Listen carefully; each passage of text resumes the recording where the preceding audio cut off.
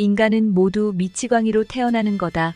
그 중에는 끝내 미치광이로 끝나는 자들도 있고 고도를 기다리며. 사무엘 베케트, 오증자 옮김, 민음사.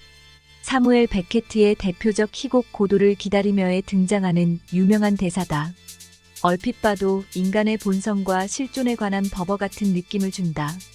영어 원문은 더 버버 같다. 짧은 글이어서 영어로 기억하는 게 작가의 통찰을 포착하는 데에 도움이 된다.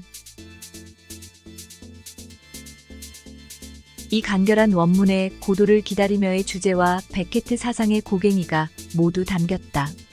베케트는 실존주의 철학에 깊은 영향을 받았으며 그의 작품에서 이 주제가 반복된다. 고도를 기다리며는 인간 존재의 무의미와 허물을 다룬다. 고도를 기다리는 인간은 의미를 찾는 존재이자 끊임없이 기다리면서 기다림을 그만두지 못하는 존재다. 누구를 무엇을 기다리는지 모르지만 기다림은 아무런 결실을 보지 못한다. 과정을 뺀다면 허무하고 무의미할 뿐이다. 첫 문장, 우리는 모두 미치광이로 태어난다는 번역문의 성격상 영어 구문이 주는 함의를 충분히 담지 못한다. 번역어 미치광이는 태어날 때부터 어떤 목적이나 방향성 없이 근본적으로 혼란과 불합리 속에서 존재한다는 뜻이지만 동시에 현재형으로 우리가 모두 미친 존재임을 시사한다. 인간 삶의 설명 불가능성을 미친으로 표현했다. 실존이 본질에 앞선다는 실존주의의 유명한 명제는 베케트에서 유효하다. 보기에 따라 인간이 모두 자유롭지만 그 자유는 미친 선택의 자유에 불과하다.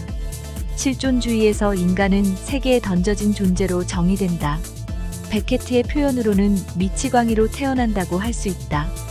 불가해한 세계에서 자신이 누구인지 무엇을 해야 하는지 알지 못하는 상황에 부닥친다.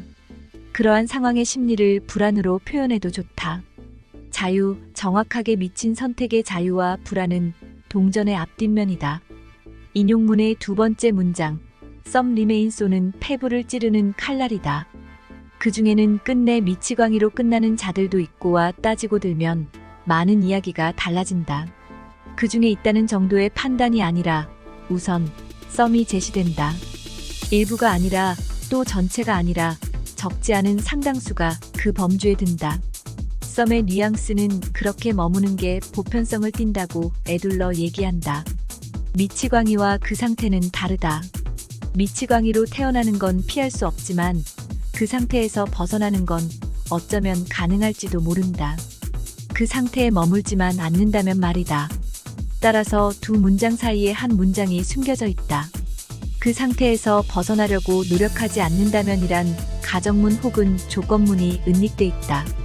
곤충의 용어를 써서 의미 그대로 탈피의 노력을 하지 않고 남게 되는 그 상태는 사실 미치광이가 아니라 미치광이로 태어난 상태이다. 인간이 모두 미치광이로 태어난다면 미치광이는 미치광이가 아니라 정상이다. 미치광이가 아닌 이가 비정상이다.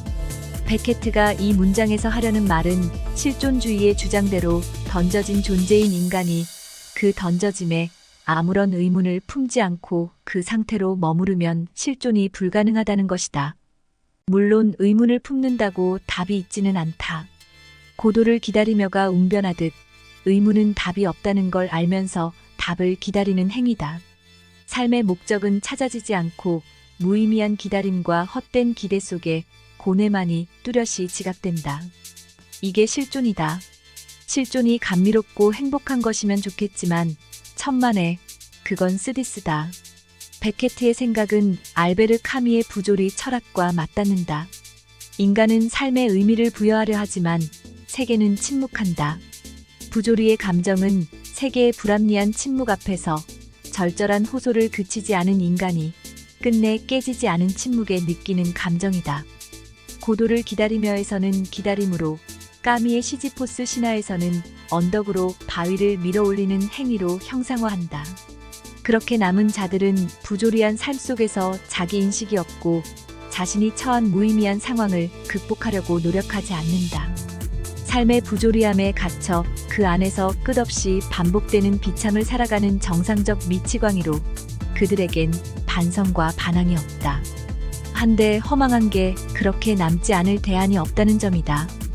인간의 실존은 명확한 의미나 해결책을 찾을 수 없는 불확실한 것이다. 고도를 기다리지만 고도는 절대로 나타나지 않으며 알고 보니 왜 고도를 기다리는지도 모른다. 인용문은 인간이 처음부터 미치광이로 태어났지만 그 미치광이 상태에서 벗어날 가능성이 언제나 존재하며 그것은 각자가 삶에서 어떻게 의미를 찾고 행동하느냐에 달려있다고 말하는 듯하다. 그렇다면 끝내 미치광이로 남는 자들은 비겁자이다. 과연 그럴까? 썸이란 표현은 미치광이로 남는 것에서 벗어나는 게 사실상 불가능하다는 완곡한 또는 수사적 어휘 선택이다. 실존주의는 삶의 무의미에 의미를 부여했을 뿐 삶의 의미를 찾아내지는 못한다. 삶의 의미 자체가 아니라 삶의 의미를 찾는 과정에 의미를 둘 수밖에 없다는 궁여지책이 마침내 모든 실존주의의 귀착점이다. 반성은 왜 허무로 귀결했을까?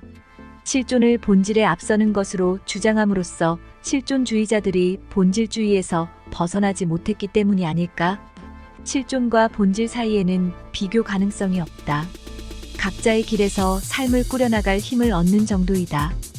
답이 없는 게 답이라는 식으로 선문답하는 이는 미치광이보다 더 비겁자이다. 답이 없지만 문제는 있다. 이 정도면 비겁을 피할까?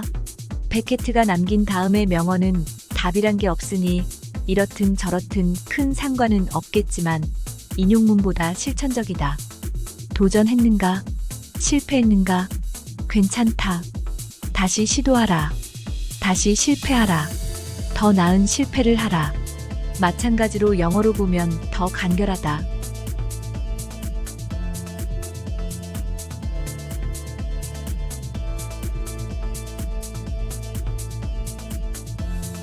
인용한 두 문장은 모두 삶의 부조리와 불합리를 인정하고 그 속에서 인간의 행동과 선택이 반복적이고 실패할지라도 멈추지 않는 과정을 지속할 것을 강조한다. 실존적 투쟁에서 최선은 결국 더 나은 실패라는 얘기이다. 1969년 노벨 문학상 수상